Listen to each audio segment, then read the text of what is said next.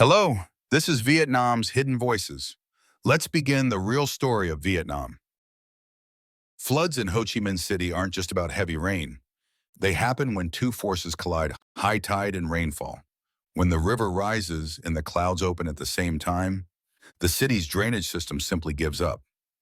But here's the twist. In the city's official master plan, flood control was supposed to be priority number one. Yet in real life, roads and metro lines came first.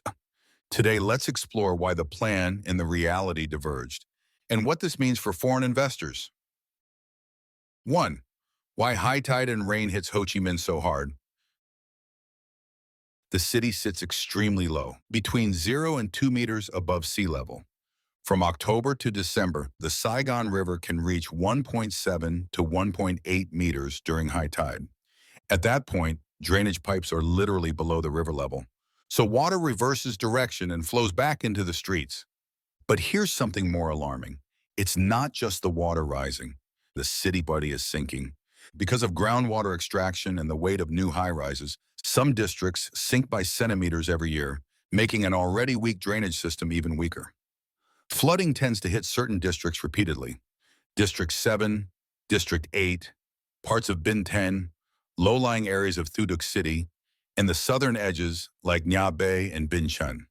That's why real estate ads often mention Khu Dang Up, prone to flooding. Nha Kam Bing Up. This house does not flood. Flood risk already shapes property values. 2. In the official plan, the order was clear.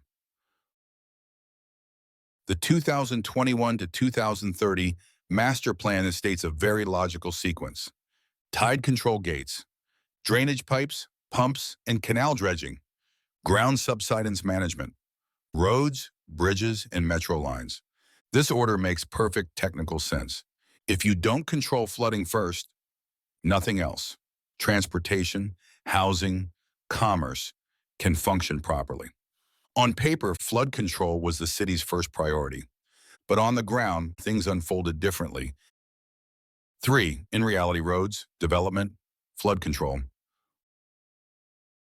What got built first? Roads and metro lines. Always. There are 4 reasons. First, transport projects attract foreign capital. Japan's ODA, European investment banks, PPP schemes, they are money in projects. Second, roads produce visible results. Politicians can show progress. Developers can advertise. Residents feel something is happening. Third, new roads instantly raise land prices. Both developers and local authorities benefit. Fourth, flood control is invisible infrastructure. It's underground. It costs a lot. And when it works, nobody notices. Politically, it gives almost no reward. So the plan said water first. But reality became roads first. 4. The flood map mirrors the property map. Most flood-prone zones are older low-rise areas where maintenance costs and flood anxiety are both high. Thảo Điền is the perfect example of contrast. It's a premium expat area, yet certain low-lying parts, especially Nguyen Van Hung, have a long flood history. And here's a scene you can actually witness.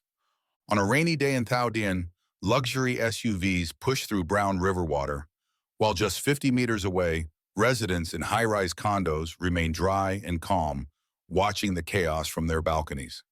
This is the core lesson. Flood risk is not a district-level issue. It's a product-level issue.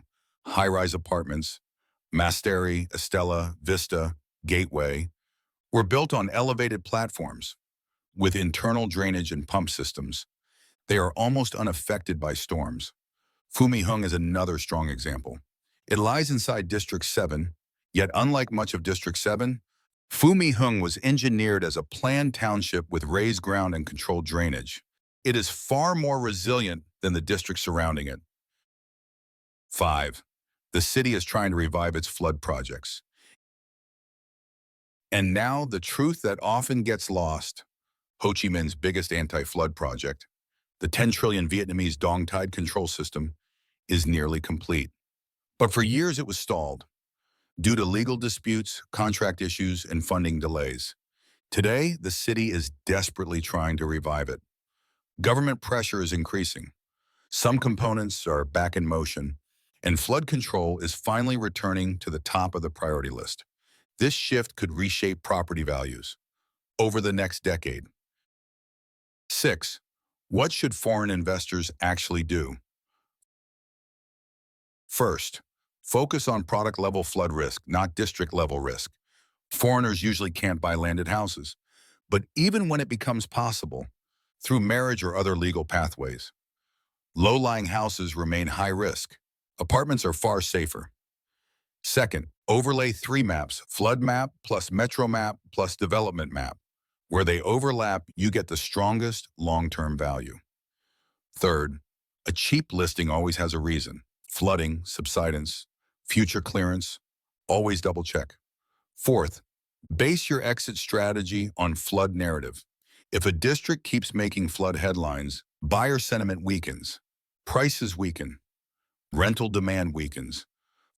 Flooding in Ho Chi Minh City isn't a random event. It reflects the city's priorities. What gets built, what gets delayed, and what gets ignored. And for investors, one formula explains everything. Flood map plus infrastructure map equals future real estate map. Follow the water and you'll understand the future of Ho Chi Minh City. Thank you for watching.